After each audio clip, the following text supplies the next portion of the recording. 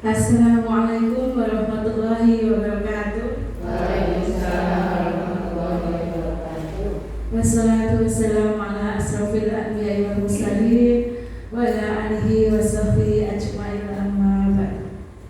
Pertama-tama yang paling utama, marilah kita panjatkan puji syukur kita kehadirat Allah Subhanahu wa taala yang mana telah melimpahkan rahmah dan karunia-Nya kepada kita sekalian, sehingga pada siang yang cerah ini kita dapat dipertemukan dalam acara rapat KKG Kudus Kenanga, acara pembebasan modul 1.4 budaya positif.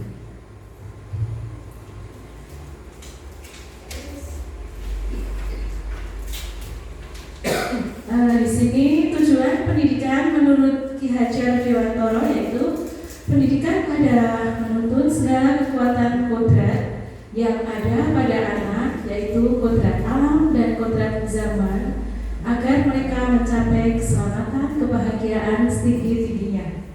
Oleh karena itu, pendidikan hanya menuntun agar dapat memperbaiki lakunya, bukan dasarnya. Sekolah ibarat lahan, tanah dan murid ibarat benih. Petani hanya bisa menuntun tumbuhnya benih dan merawatnya. Jadi dalam filosofi Ki Hajar Dewantara itu, ibu-ibu, kita itu dalam mendidik anak itu tidak boleh menuntut, ya. Kita itu diarahkan untuk menuntun dan memfasilitasi anak, ya. Misalnya kita menuntun anak untuk bisa membaca, itu kalau menurut KHD itu tidak boleh, ya. Jadi kita hanya disuruh untuk menuntun. Misalnya di situ kita menyediakan permainan. Dalam arti misalnya bahannya singkong. Nah, singkong nanti anak itu dibiarkan untuk bereksplorasi, menuangkan ide-ide kreatifnya itu sesuai dengan minat dan bakat anak. Kita hanya mengarahkan. Kita tidak boleh mendikte.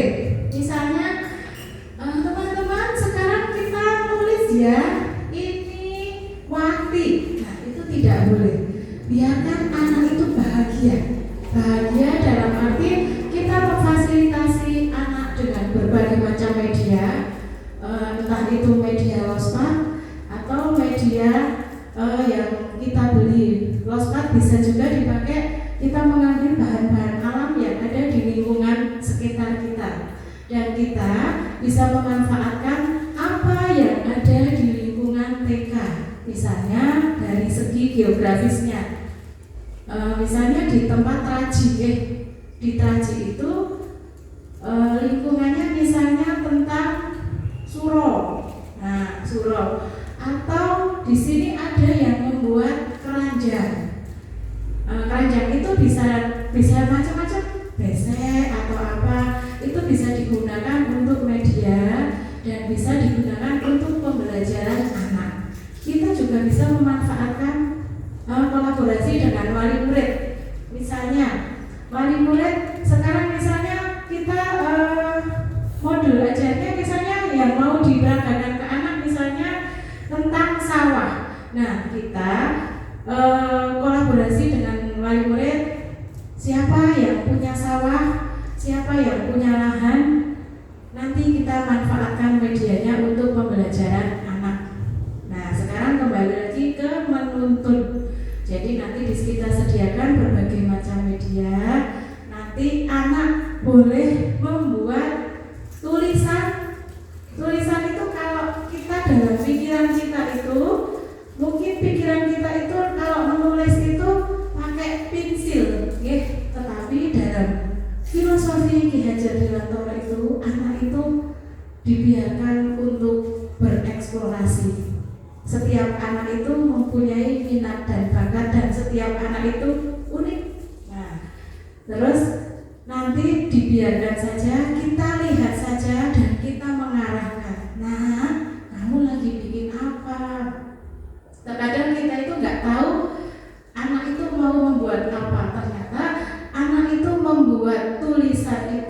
huruf dari potongan-potongan misalnya singkong, kerikil.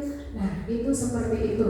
Dengan kita menyediakan berbagai media, nanti anak pikirannya akan berkembang. Jangan kita, oh itu salah, kamu jangan membuat tulisan seperti itu. Kan Bu Guru kan sekarang menyuruh teman-teman membuat pesawat. Nah, ternyata seperti itu kita tidak boleh dalam kurikulum menurut Ki Hajar Dewantara. Mohon maaf, bukan kurikulum pembelajaran menurut Ki Hajar Dewantara, tidak boleh, karena kita hanya diperbolehkan untuk menuntun anak dan memfasilitasi. Jadi kalau zaman dulu itu kita itu kalau sekolah anak itu diam, bu gurunya sudah bahagia sekali. Ternyata diam itu bukan berarti anak itu nurut sama kita.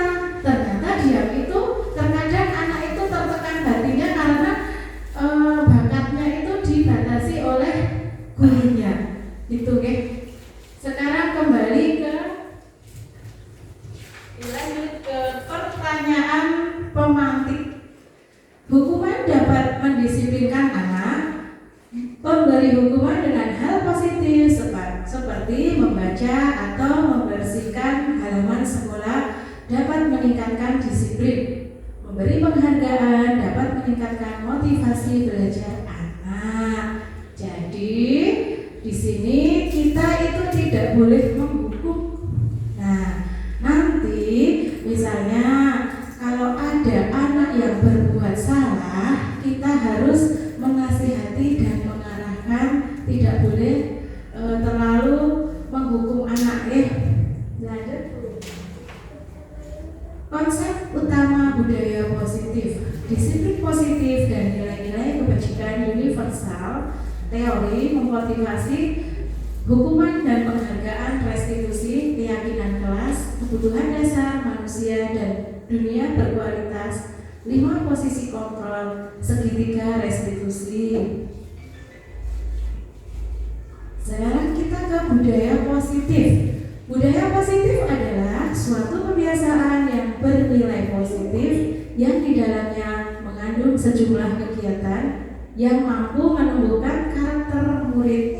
Budaya positif yang diterapkan di sekolah diharapkan akan membantu tercapainya profil pelajar Pancasila. Nah, budaya positif itu misalnya pembiasaan. Sekarang anak itu tentang adab itu terkadang pendidikan karakter seperti itu sudah kurang ya Bu. Kadang-kadang ada orang yang lagi duduk tetapi langsung kelonong lawan, itu banyak terjadi seperti itu.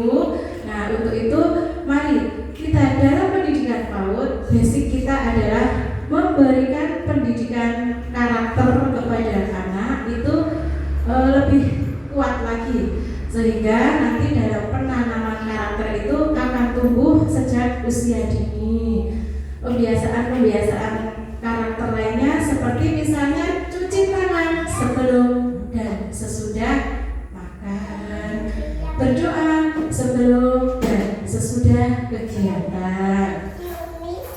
Budaya positif lainnya misalnya kita penerapan Asmaul Husna setiap pagi. Lalu bisa juga dengan sholat duha. Sholat duha bisa diterapkan pembiasaan ke anak seperti itu.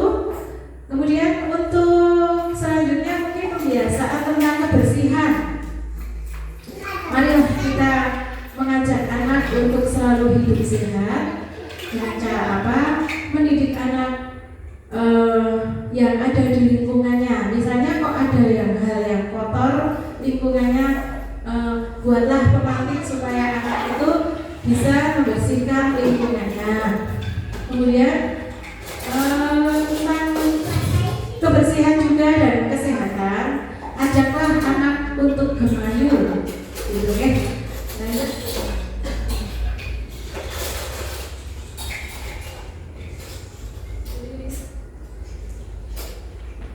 Perubahan paradigma belajar.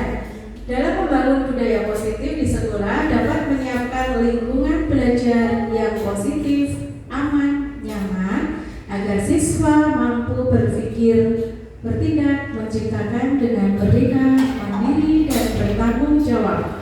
Disiplin dapat tercipta karena kontrol guru terhadap siswa. Selanjutnya, tantangan kepalan tangan. Kegiatan kepalan tangan ada A dan B. Anda dan teman Anda. Sobeklah secari kertas kecil, tuliskan benda atau sesuatu yang sangat berharga untuk Anda. Letakkan di salah satu tangan Anda dan menggenggam benda sesuatu tersebut dengan segala daya. Buatlah sebuah kepalan. Teman Anda B akan mencoba dengan sekuat tenaga dengan berbagai cara untuk meminta Anda memberikan benda tersebut. B bisa membujuk, mengancam, menghardik, merayu, menyuap, dan apa saja agar dapat membuka kepalan tangan Anda. Apa yang terjadi? Teori kontrol. Ilusi guru mengontrol murid. Ilusi bahwa kritikan dan membuat orang merasa bersalah agar dapat menguatkan karakter. Ilusi bahwa semua pengetahuan positif, penguatan positif efektif dan bermanfaat. Ilusi bahwa orang dewasa memiliki hak untuk memaksa. Nah, sekarang kita ke disiplin positif. Apakah makna disiplin? Disiplin dalam bahasa Latin disciplina yang artinya belajar.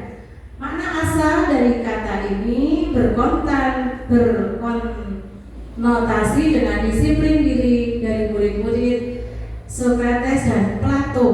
Disiplin diri membuat orang mengenali potensi menuju sebuah tujuan.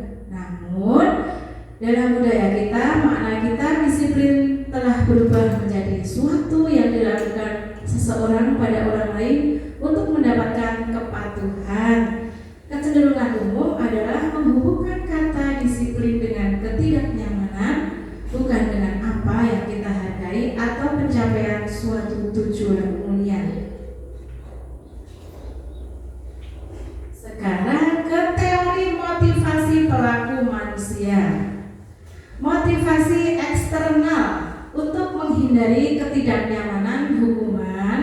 Apa yang akan terjadi apabila saya tidak melakukan untuk mendapatkan imbalan dari orang lain atau institusi?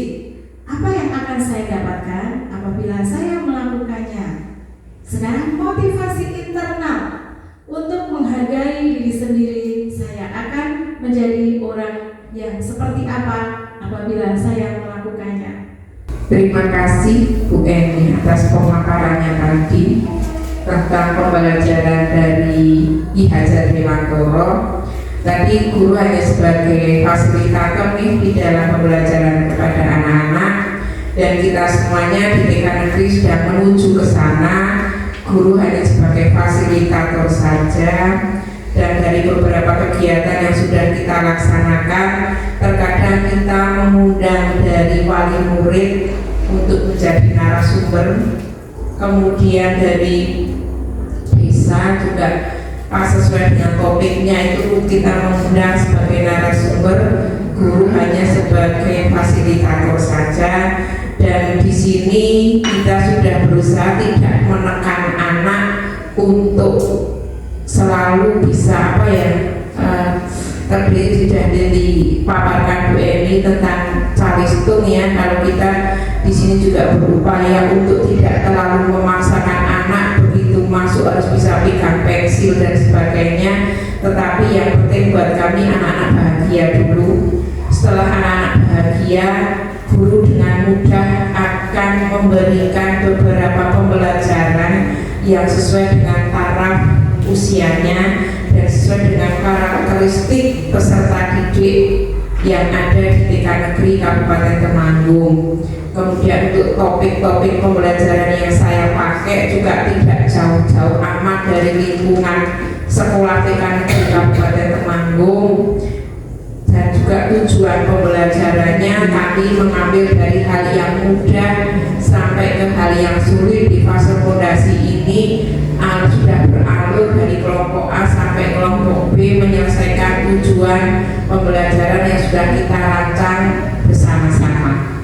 Mungkin itu Bu Eni dari saya, mungkin ada tambahan dari lembaga yang lain. Terima kasih. Wassalamualaikum warahmatullahi wabarakatuh. Terima kasih sekali pencerahan yang sangat luar biasa dari Bunda Rini tentang apa itu pembelajaran KHD. Kita tidak boleh terlalu menuntut anak jadi anak itu biarkan untuk bahagia gitu Tugas kita adalah menuntut dan memfasilitasi anak dengan berbagai media. Buatlah anak itu bahagia. Jadi ketika anak itu di rumah, sekolah itu apa toh? Nah, mereka kalau kita tentunya orang dewasa sekolah itu untuk menuntut ilmu ya. Kalau mungkin pemikiran anak-anak yang seusia TK itu mungkin kalau sekolah itu aku di sekolah mau ketemu teman, aku di sekolah mau bermain-main dengan teman, aku di sekolah mau bermain dengan ibu guru. Nah, mungkin anak-anak kalau usia TK pemikirannya seperti itu ya. Nah, jadi buatlah anak itu bahagia Pengertian keyakinan kelas, suatu yang diyakini bersama berasal dari menyatukan pikiran untuk nilai-nilai kebaikan untuk diturunkan di kelas-kelas dengan tujuan untuk menciptakan budaya positif. Jadi artinya di sini kita sebelum kegiatan kita membuat keyakinan kelas atau kesepakatan kelas dengan murid agar pembelajaran tercipta suasana yang enak, yang disiplin. Jadi ajaklah teman-teman dibuat lingkaran. Kalau sudah dibuat lingkaran, kita ajak teman-teman hari ini kita kesepakatannya mau apa. Nah, nanti dari kita memberikan kata-kata pemantik, nanti anak-anak akan mengeluarkan argumennya. Saya tidak mau dorong-dorongan. Boleh ditulis sama bu gurunya, tidak dorong-dorongan. Nah, sekarang apalagi teman-teman keyakinan kelas sekarang, saya mau sabar. Kita jangan bu gurunya yang satu sabar, yang dua sayang teman, yang ketiga tanggung jawab. Tidak seperti itu Jadi keyakinan kelas itu kita memberi pemantik ke anak, nanti biarkan anak yang mengeluarkan kosakata yang ada di pikiran dia Nanti anak-anak akan diajak untuk berpikir kritis Jadi nanti anak-anak misalnya tidak boleh membuang sampah sembarangan Bu. Nanti kita tulis tadi yang pertama misalnya tidak boleh dorong-dorongan, tidak boleh menyerobot teman, terus tidak boleh membuang sampah. Nah, tapi di dalam keyakinan kelas hindari kata tidak boleh ya. Jadi kita misalnya kan dari argumen teman-teman itu semua, nanti kita memberi kalimat yang lebih cantik. Misalnya kalau tidak boleh dorong-dorongan kan itu bahasa anak. Kita bahasa cantiknya sayang teman Terus kalau apa itu tadi antri nah berarti bersifat sabar. Terus kalau membuang sampah sembarangan berarti kita menjaga kebersihan. Nah, kebersihan bukan cuma tempat sampah. Nanti sehabis makan teman-teman ajaklah untuk gosok gigi, pembiasaan gosok gigi seperti itu Nah, terus dalam kebersihan juga bisa diterapkan pembiasaan sebelum dan sesudah makan. Nanti keyakinan kelas itu akan timbul dari ide-ide kreatif anak-anak. Kita tidak usah sekarang keyakinan kelasnya tidak boleh membuang sampah sembarangan. Terus nanti anak-anak sayang teman tidak. Nanti buatlah kita membuat kata pemantik yang cantik. Nanti anak akan berpikir sendiri Nanti keyakinan kelas bisa ditulis di kertas manila. Nanti suasananya benar-benar itu ide anak, kreativitas anak, dan itu benar-benar ide cemerlang dari anak-anak. Suatu ketika, kalau misalnya ada keyakinan kelas, misalnya ada si A itu dalam budaya mengantri, dia mendorong temannya. Nah, itu kan berarti sudah melanggar keyakinan kelas ya Bu. Jangan kita memberi hukuman ya, atau kita membuli di depan teman-teman yang lain. Ajaklah anak si A itu diajak untuk duduk berdua dengan kita. Jadi anggaplah anak itu teman kita, sahabat kita. Kita berikan pemantik. Nah, kenapa? Jadi yang dipanggil dua anak ya, yang tadi terdorong sama yang dorong dipanggil. Ajaklah dia seperti teman kita, diajak. Nah, kenapa kok tadi kok si Agus kok dorong Mas Wahyu? Nanti dia akan bercerita. Nah itu Bu, saya pengen makan dulu. Nah terus nanti si Wahyu kan protes. Sakit Bu, aku sininya sakit kedorong. Kita di situ menetralisirkan keadaan dengan memberi arahan. Nah kalau seperti itu bagus apa tidak? Nanti anak yang menjawab sendiri. Kita kasih pemantik. Pertamanya mesti akan ngeyel. Saya pengen makan duluan kok Bu, saya sudah lapar. Biarkan anak itu menuangkan apa emosinya. Kemudian nanti buatlah apa itu? Kita sudah menetralisir keadaan. Terus si A nanti akan sudah menuangkan kekesalannya. Nanti kita baru ngedem-demi ceritanya. Mas, kalau seperti itu kira-kira bagus atau tidak ya? Nanti anak akan berpikir, oh tidak Bu, gitu. Ya, nanti kita jangan langsung, kita sudah otomatis sudah tahu jawabannya, tapi kita jangan langsung memberi jawaban. Biarkan anak, iya Bu, tadi saya sudah dorong. Nah nanti si yang ini kan sudah hatinya sudah tenang karena si ini sudah mengakui kesalahannya. Kalau sudah seperti itu, buatlah mereka untuk berdamai dengan cara apa? Ingat-ingat kembali teman-teman, tadi pagi kita sudah buat kesepakatan kelas. Kira-kira kalau Mas Wahyu itu mendorong Mas Agus, kira-kira keyakinan kelas tadi yang dilanggar apa? Itu Bu, tadi kan sudah ada antri. Nah seperti itu, berarti satu antri. Terus yang kedua, berarti Mas Agus sayang tidak sama Mas Wahyu kalau misalnya mendorong temannya.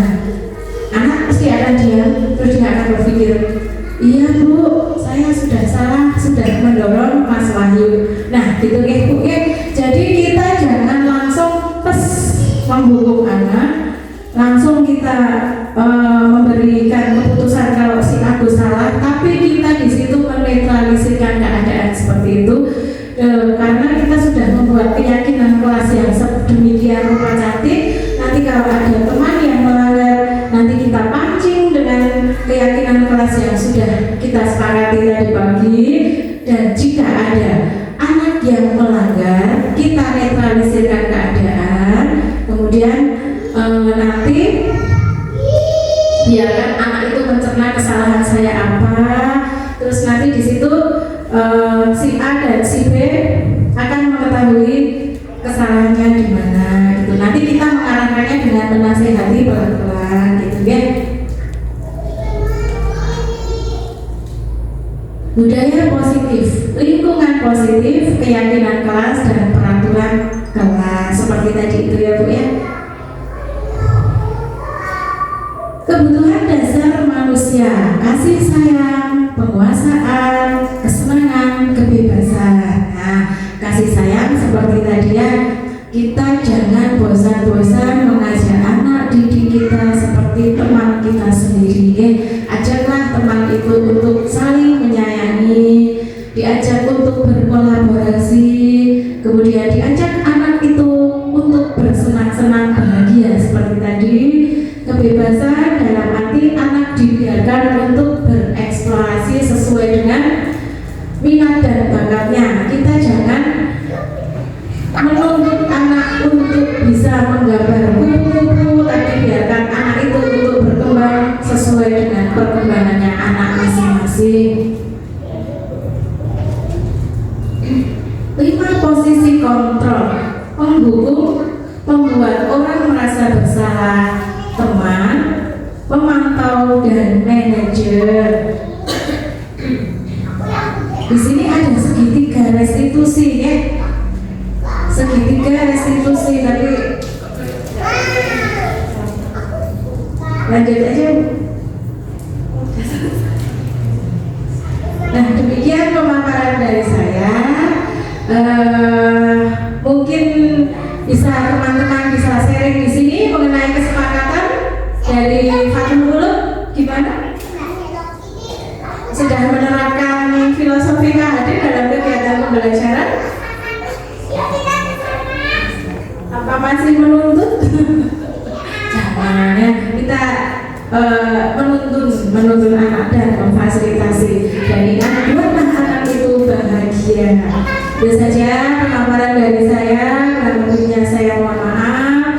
Bila taufik wal hidayah. Wassalamualaikum warahmatullahi wabarakatuh. Waalaikumsalam warahmatullahi wabarakatuh. Teman-teman, sekarang kita buat kesepakatan yuk hari ini yuk. Ayo. Kira-kira kesepakatannya mau apa ya? Apa ya? Tulis. Apa ya? Tidak boleh apa? Membuang sampah sembarangan. Terus kalau membuang sampah berarti gimana? Membuang sampahnya gimana? Sampah.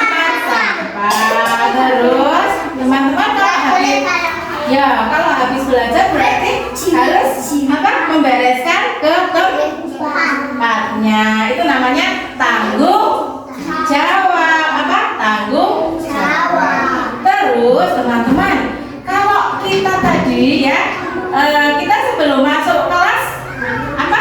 Berdoa. Terus apa ya? Asmaul Husna. Siapa tadi yang nggak baca Asmaul Husna? Ayo baca. Teman-teman, kalau baca Asmaul Husna itu nanti kita mendapatkan barokah dan syafaatnya. Oke, yuk teman-teman. Sekarang selain tadi berdoa Asmaul Husna, membaca ayat kursi, terus teman-teman tadi tidak buang sampah sembarangan. Terus Mas Kiran, apa lagi kesepakatannya kira-kira? Oh iya, nggak boleh berarti. Nah, berarti kalau tidak, nah kalau seperti itu berarti kita harus sayang teman. Ya, terus sekarang Mas Ardian, kalau Mas Ardian mengerjakan sesuatu kegiatan itu harus apa? Karena aku anak mandiri. Nah, harus apa? Mandiri. Harus mandiri. Selain mandiri apa? Harus dibersihkan, harus tanggung jawab. Buang sampah di tempatnya. Iya, betul. Yuk, berarti kesepakatannya ada berapa? Nanti kita tulis yuk. Ada berapa? 1, apa tadi? 1 apa? Berdoa. Terus yang kedua? Asmaul Husna, pintar Mbak Maisa. Asmaul Husna dan pembacaan ayat kursi serta sholat duha. Terus apa tadi? Tanggung jawab mandiri. Terus menjaga kebersihan. Pintar sekali. Yeay. Terus harus apa? Sayang teman. Satu lagi teman-teman, apa tadi? Harus apa ya? Harus menjaga kebersihan di lingkungan kelas. Oke? Yuk kita sekarang buat kesepakatan kelas yuk. Mau? Ya, sekarang Bu Guru bagi satu-satu. Nanti kesepakatannya apa? Ya. Azalea.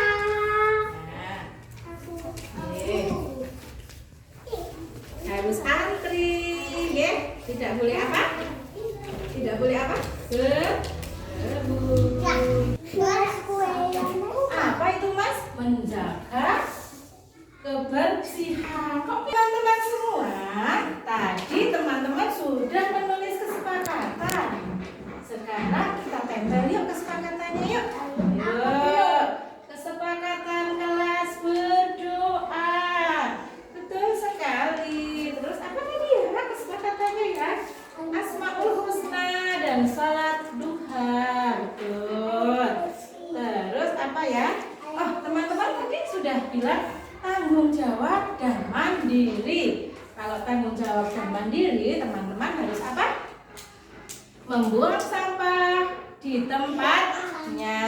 Terus mengerjakannya harus mandiri. Karena aku Anak mandiri. ya kurang semangat. Karena aku Anak mandiri. mandirinya kita tempel.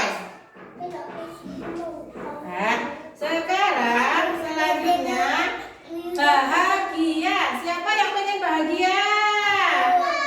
Ya, tidak boleh apa?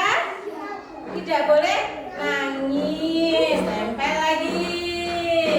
1. Menjaga kebersihan. Membuang sampah di tempatnya. Harus menjaga kebersihan kelas.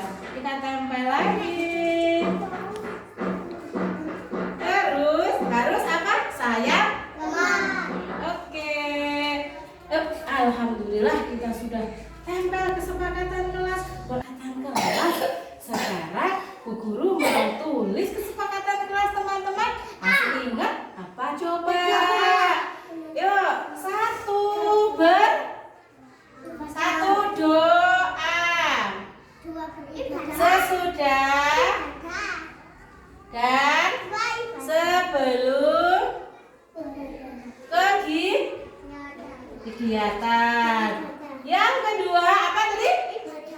Asmaul Husna dan sholat duha. Yuk kita tulis yuk.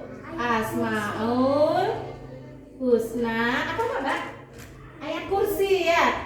Ayat kursi dan apa tadi? Sholat duha ya. Nah. Terus yang ketiga apa tadi? Tanggung jawab dan mandiri. Yuk, tanggung jawab dan mandiri. Terus yang keempat apa teman-teman? Bahagia dalam kegiatannya. Kita harus bahagia dalam kegiatan, geng. Tidak boleh sedih. Kita harus bahagia. Terus yang kelima apa tadi? Menjaga lingkungan kelas. Menjaga ya, menjaga kebersihan. Terus yang keenam apa tadi? Sayang teman-teman. Berarti kesepakatan kita ada 6. Tak bacakan Bu Guru ya. Yang pertama apa Mas Ilhan? Berdoa sebelum dan sesudah kegiatan. 2. Asmaul Husna dan sholat duha. 3. Tanggung jawab dan mandiri. 4. Bahagia. 5. Apa? Menjaga lingkungan. Pinter. Yang ke-6 sayang dewata semuanya. Hore, kita sudah buat kesepakatan kelas. Sekarang kita tempel yuk. Yuk. Teman-temanku. Teman-teman, tadi kita sudah buat kesepakatan. Ada berapa kesepakatannya? 6. Coba kita ulang lagi kesepakatannya apa? Berdoa sebelum kegiatan dan sesudah kegiatan. 2. Asmaul Husna dan sholat duha. Yang ketiga, tanggung ya, pintar. Yang keempat, bahagia dalam kegiatan. Terus yang kelima, menjaga pintar sekali. Yang keenam, sayang teman. Kira-kira siapa yang mau bantu Bu Guru masak? Oh ya. Nah, ini dipanggil aja yuk, Mbak Calia ya. Coba sini. Nah, ya. tunggu guru ya. Nah, siapa? Mbak Azalia. Ya Mbak Azalia sini atas bisa tidak? Nah, siapa lagi tadi Mas Anam? Mas Anam. Oh, enggak, oh Ardian ya. Ya, nanti gantian ya. Sini. Satu lagi Mas Reno. Nah, terima kasih teman-teman sudah membantu.